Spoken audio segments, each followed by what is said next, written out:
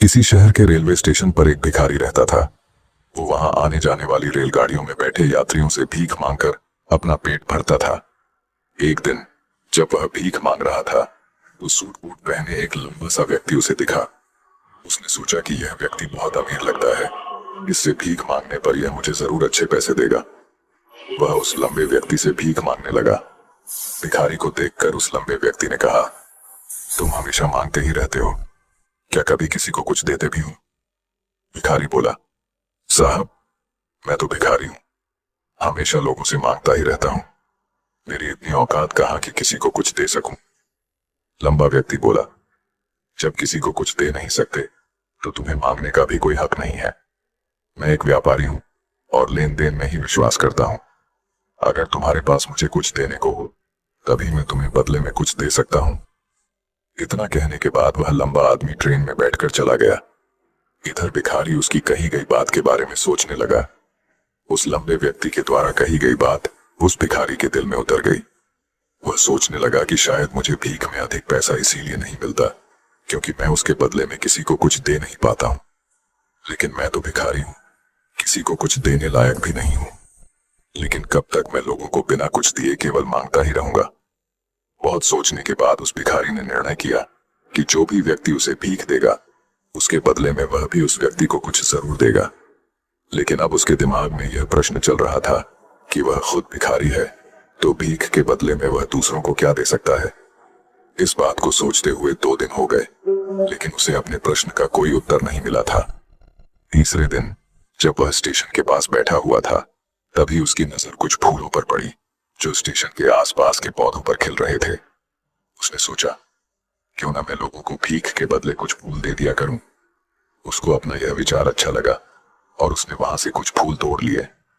अब वह ट्रेन में भीख मांगने पहुंचा। अब जब भी कोई उसे भीख देता तो उसके बदले में वह भीख देने वाले को कुछ फूल दे देता। उन फूलों को लोग खुश होकर अपने पास रख लेते थे।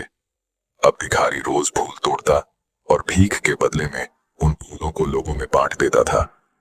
कुछ ही दिनों में उसने महसूस किया कि अब उसे बहुत अधिक लोग भीख देने लगे हैं। वह स्टेशन के पास के सभी फूलों को तोड़ लाता था। जब तक उसके पास फूल रहते थे तब तक उसे बहुत से लोग भीख देते थे, लेकिन जब फूल बांटते बांटते खत्म हो जाते तो उसे भीख भी नहीं मिलती थी। अब रोज ऐसा ही चलता रहा।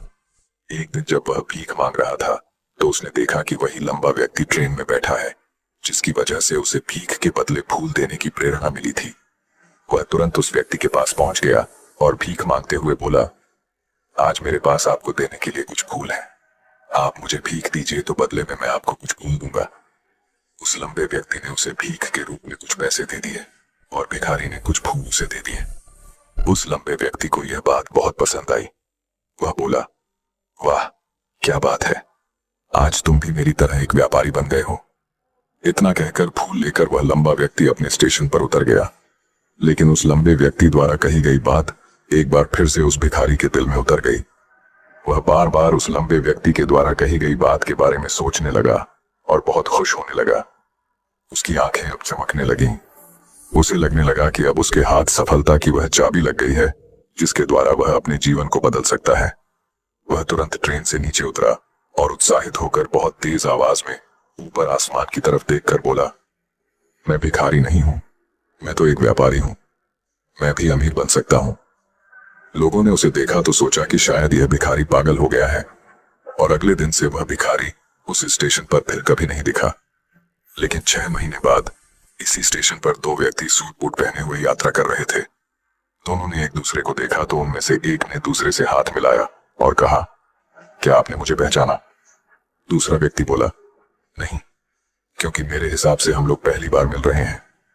पहला व्यक्ति बोला, नहीं, आप याद कीजिए, हम पहली बार नहीं बल्कि तीसरी बार मिल रहे हैं।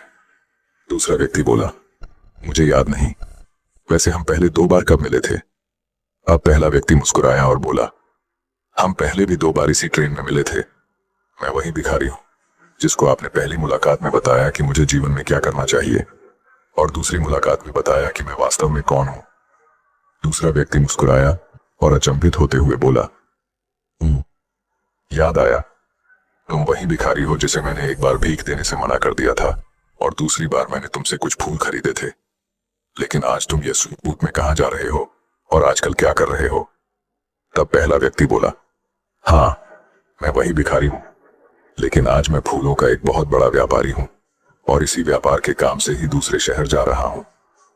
कुछ देर रुकने के बाद वह फिर बोला, आपने मुझे पहली मुलाकात में प्रकृति का वह नियम बताया था जिसके अनुसार हमें तभी कुछ मिलता है जब हम कुछ देते हैं। लेन देन का यह नियम वास्तव में काम करता है। मैंने यह बहुत अच्छी तरह महसूस किया है, लेकिन मैं खुद को हमेशा भिखारी ही समझता रहा। इससे ऊपर उठकर मैंने कभी सोचा ही नहीं। और जब आपसे मेरी दूसरी मुलाकात हुई तब आपने मुझे बताया कि मैं एक व्यापारी बन चुका हूं।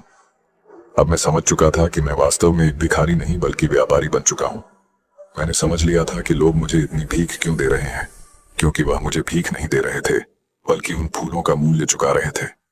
सभी लोग मेरे फूल खरीद रहे थे क्योंकि इससे सस्ते फूल उन्हें कहाँ मिलते।